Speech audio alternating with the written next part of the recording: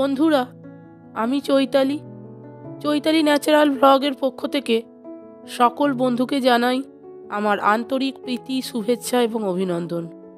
বন্ধুরা, আজও আমি শ্রী শ্রী মায়ের কথা বলবো। শ্রী শ্রী মা বলতেন, ঈশ্বর আছেন বলেই জীবজগৎ আছে বলেই ঈশ্বরের ঈশ্বরত্ব। যতক্ষণ আমি আছি ততক্ষণ ঈশ্বর জীবজগৎ আছে। আমির লোপ হলে ঈশ্বর জীবজগৎ লোপ হয়। কেন তিনি একথা বলেছিলেন? আসুন শুনে নিন শ্রী শ্রী মায়ের কথা। ভিডিওটা আপনারা সম্পূর্ণ দেখুন এবং শুনুন। আশা করি শ্রী শ্রী মায়ের সম্পর্কে অনেক কিছু কথা আপনারা জানতে পারবেন। তাহলে শুরু করি। ভারতের অধ্যাত্ম সাধনায় জননীরূপ একটি বিশেষ স্থান অধিকার করে আছে। শ্রী শ্রী ঠাকুর রামকৃষ্ণদেব বলেছেন, মাতৃভাব সাধনার শেষ কথা। স্বয়ং শ্রী শ্রী মাও বলেছেন, জ্ঞান হলে ঈশ্বর টিশ্বর সব উড়ে যায়। শেষে দেখে মা আমার জগৎ জুড়ে সব এক হয়ে দাঁড়ায়। ঈশ্বর আছেন বলেই জীবজগৎ আছে বলেই ঈশ্বরের ঈশ্বরত্ব। যতক্ষণ আমি আছি ততক্ষণ ঈশ্বর জীবজগৎ আছে। আমির লোপ হলে ঈশ্বর জীবজগৎ লোপ হয়। তখন স্বজাতীয় বিজাতীয় স্বগত ভেদশূন্যা মা একমাত্র সৎ বস্তু। মানুষে মানুষে স্বজাতীয় নামরূপের ভেদ, মানুষ আর অন্য জীবের বিজাতীয় ভেদ, আর জীবাত্মা পরমাত্মা স্বগত ভেদ সব চলে গিয়ে যখন বোধ হয় আমি সেই বড় আমি, এখানে সেই অবস্থার কথা মা বলেছেন। ঠাকুর আর মা এই ভেদরহিত ভাব বা মাতৃভাব নবরূপে উপলব্ধি করেছেন। আর কত নরনারী তাদের নির্দিষ্ট পথে সেই অনুভূতি পেয়েছেন। স্বামীজি বলেছেন, মাতৃ উপাসনা একটি স্বতন্ত্র দর্শন। আমাদের অনুভূত বিবিধ ধারণার মধ্যে শক্তিস্থান সর্বপ্রথম। প্রতি পদক্ষেপে ইহা অনুভূত হয়। অন্তরে অনুভূত শক্তি আত্মা, বাহিরে অনুভূত শক্তি প্রকৃতি। এই দুয়ের সংগ্রামই মানুষের জীবন। আমরা যাহা কিছু জানি বা অনুভব করি তাহা এই দুই শক্তির সংযুক্ত ফল। মানুষ দেখিয়াছিল ভালো এবং মন্দ, উভয়ের উপর সূর্যের আলো সমভাবে পড়িতেছে। ঈশ্বর সম্বন্ধে এ এক নতুন ধারণা, এক সার্বভৌম শক্তি সব কিছুর পশ্চাতে। এইভাবেই মাতৃভাব উদ্বুদ্ধ। সাংখ্য মতে ক্রিয়া প্রকৃতির ধর্ম, আত্মা বা পুরুষের নয়। ভারতের নারীর সর্ববিধ রূপের মধ্যে মাতৃমূর্তি সবার উপরে।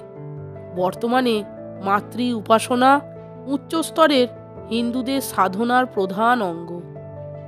ভারতীয় আধ্যাত্মিক সাহিত্যের মূল কথা ব্রহ্ম ও তার মায়াশক্তি অভিন্ন।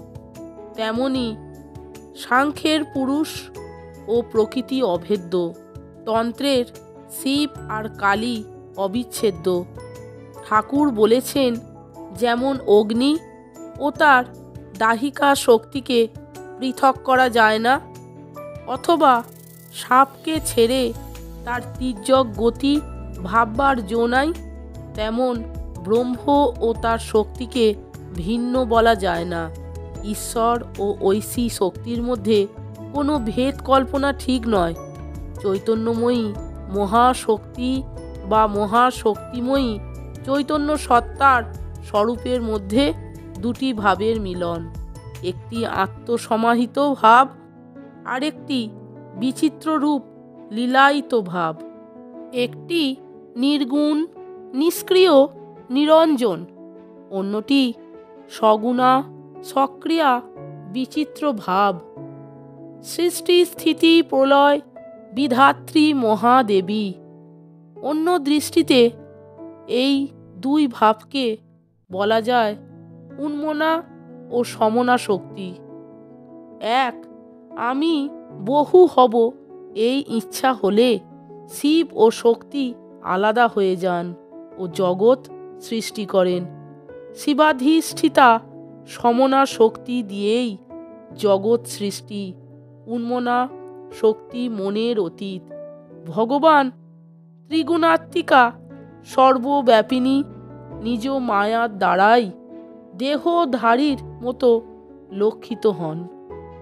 ব্রহ্ম নির্বিশেষ ও সবিশেষ, নির্গুণ ও সগুণ। পরব্রহ্ম নির্গুণ, নির্বিকল্প, নিরুপাধিক। অপর ব্রহ্ম নাম রূপ উপাধিযুক্ত। ঠাকুর বলেছেন, সগুণ ব্রহ্ম মা জগৎ কারণ। যখন নিষ্ক্রিয় তখন তাকে ব্রহ্ম বলি, যখন সৃষ্টি স্থিতি প্রলয় করেন তখন তাকে শক্তি বলি। ঠাকুর বলেছেন, স্থির জলও জল, আর জল যখন হেলছে দুলছে তখনও জল। সর্প নড়লে বা কুণ্ডলী অবস্থায় এক। মায়া ব্রহ্মেই স্থিত এবং ব্রহ্মেরই শক্তি। মায়া দ্বারা এই সকল জগৎ সৃষ্ট হয়। মায়ার প্রভাবে চরম সত্যকে, অপরিবর্তনীয়কে এই পরিদৃশ্যমান জগৎ বলিয়া আমরা মনে করি। মায়ার দুই শক্তি, আবরণ ও বিক্ষেপ। মায়ার আবরণ শক্তি স্বরূপ সম্বন্ধে জ্ঞান হওয়ার প্রতিবন্ধক। মেঘ যেমন সূর্যকে আচ্ছন্ন করে, আবরণ শক্তি তেমন চৈতন্য স্বরূপ আত্মাকে আবৃত করে রাখে। জ্ঞানের অভাববশত রজ্জুতে সর্পভ্রম হয়।